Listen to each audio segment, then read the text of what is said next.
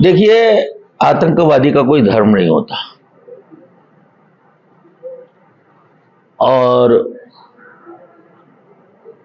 जो ये घटना हुई है निश्चित रूप से बहुत ही भयावह है। ये घटना निंदनीय है, निंदनीय ही नहीं तो बहुत ही घृणित है। मैं कठोर शब्दों में इस घटना की निंदा करता हूं, लेकिन मेरा मानना यह है कि इस घटना के पीछे जो साजिश है पाकिस्तान की, तो पाकिस्तान तो आतंकवाद की जननी है। इसलिए विश्व के समस्त देशों को एकत्र आकर इस आतंकवाद की जड़ पाकिस्तान को समाप्त करना पड़ेगा। जब तक पाकिस्तान समाप्त नहीं होगा तब तक ये आतंकवाद अमेरिका जैसी महाशक्तियों को भी चैन से नहीं बैठने देगा। एक बार सारी सकारात्मक ऊर्जाओं को एकत्र आना पड़ेगा और इस विश्व से एक बार आतंक को समाप्त करना पड़ेगा। तो बहुत ही दुखद, निंदनीय, चिंता का विषय है, लेकिन साथ ही साथ इस आतंकवादी घटना का पाकिस्तान से तो संबंध है ही, इसके पीछे कोई राजनीतिक षड्यंत्र ना हो, यह भी देखने की बात है। कोई ज्योतिष सम्मेलन थोड़े विश्वगुरु बनाते हैं। विश्वगुरु तो उस देश के जो नागरिक हैं, जो उस देश की परंपरा के संवाहक हैं, वो बनाते हैं। ज्योतिष सम्मेलन जो कहीं देश का निर्माण होता है। ज्योतिष एक संभावना है, उस संभावना के आधार पर ज्योतिष एक मार्गदर्शन करती है व्यक्ति को इस प्रकार से आगे के अपने जीवन को जीना चाहिए। बरसात होती है, बरसात तो होगी, लेकिन हमारे हाथ में अगर छाता है तो हम बच सकते हैं। तो ज्योतिष यही बताती है, ज्योतिष एक छाता है कि हमें जो भविष्य में आने वाली जीवन में अच्छाई और बुराई हैं, उनमें ज्योतिष हमारा मार्गदर्शन करने का काम करती है। ज्योतिष कोई समाज को बनाती बिगाड़ती नहीं है। तो ये तो बहुत अच्छी बात है, प्रतिभा का सम्मान होना ही चाहिए।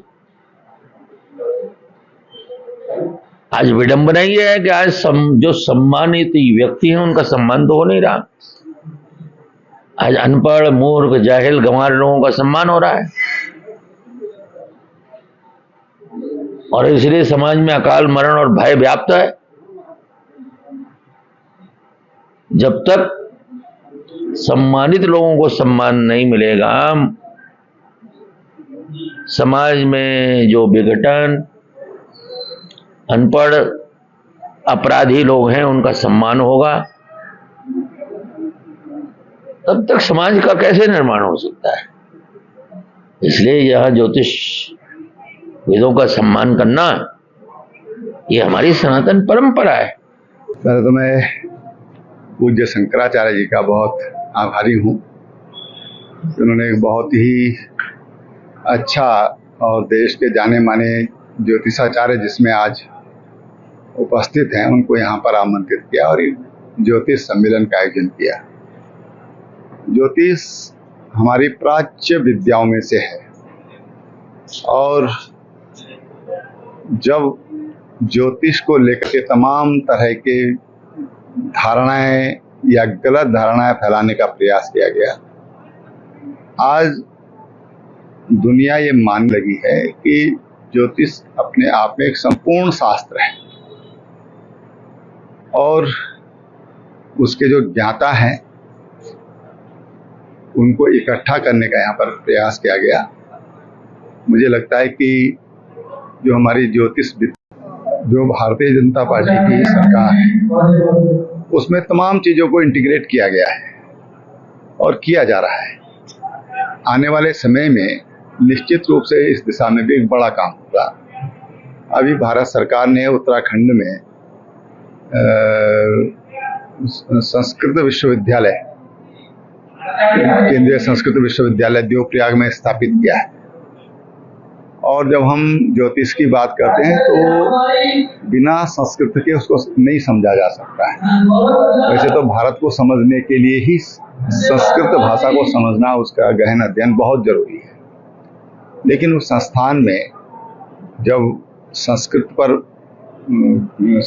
पढ़ाया जाएगा, उस पर शोध होंगे, तो आने वाले समय में निश्चित रूप से जो हमारा ज्योतिष विज्ञान है वो आगे बढ़ेगा। बिल्कुल, आज सारे ज्योतिषी एक मत से होकर आज सारे ज्योतिषी एक मत होकर गणित और विज्ञान के माध्यम से कहा कि 2029 तक भारत विश्व गुरु बनेगा, भारत पाकिस्तान पर विजय प्राप्त करेगा और भारत में जो भी घटना दुर्घटना हो रही है इसके लिए पाकिस्तान जिम्मेदार है। ग्रह नक्षत्र ऐसे चल रहे हैं कि विश्व महाशक्ति निश्चित रूप से भारत बनेगा। माननीय नरेंद्र मोदी जी की कुंडली में मंगल की महादशा में शनि का अंतर चल रहा है। कुछ छुटपुट घटनाएं होंगी, परेशानी आएंगी, लेकिन अंतोगत्वा विजय भारत की होगी और 2029 तक भारत विश्व गुरु बनेगा, विश्व महाशक्ति बनेगा। मेरा काम ज्योतिषियों को जागृत करने का है और उसमें हमको आदरणीय शंकराचार्य जी का पूरा सहयोग मिल रहा।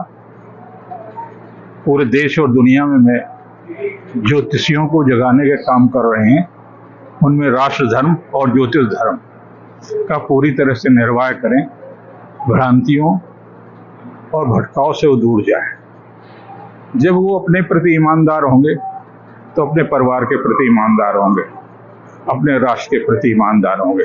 जो व्यक्ति अपने प्रति ईमानदार नहीं है, न तो वो अपने व्यवसाय के प्रति ईमानदार होता है और न ही अपने राष्ट्र के प्रति ईमानदार होता है। ये मेरा प्रयास है और इसी प्रयास के कारण से आज मेरा यहाँ सभी लोगों ने नागरिक अभिनंदन किया। भारत विश्व गुरु तो बनेगा, समय का अंतर हो सकता है क्योंकि 2025 से 2036 के बीच का जो कालखंड है वो काफी उतार चढ़ाव का है। इसमें बहुत सारे लोगों को उपलब्धियां होंगी, बहुत देशों को बहुत नुकसान भी होगा। भारत अध्यात्म और विज्ञान के समन्वय से विश्व का नेतृत्व करने की क्षमता रखता है और एक दिन विश्व का नेतृत्व करेगा भी। कभी और आएगा, रिश्ते खराब होंगे, हमले हो सकते हैं, बारिश मौसम की खराबी जो मेदनी ज्योतिष कहता है इस वर्ष में हलचल होती रहेगी, लेकिन भारत का वर्चस्व है वो कायम रहेगा। आपके कठिन परिश्रम से ये शानदार सफलता मिली है। अब बैंक ऑफ बड़ौदा की शिक्षा ऋण के साथ बनाए अपने भविष्य को उज्जवल।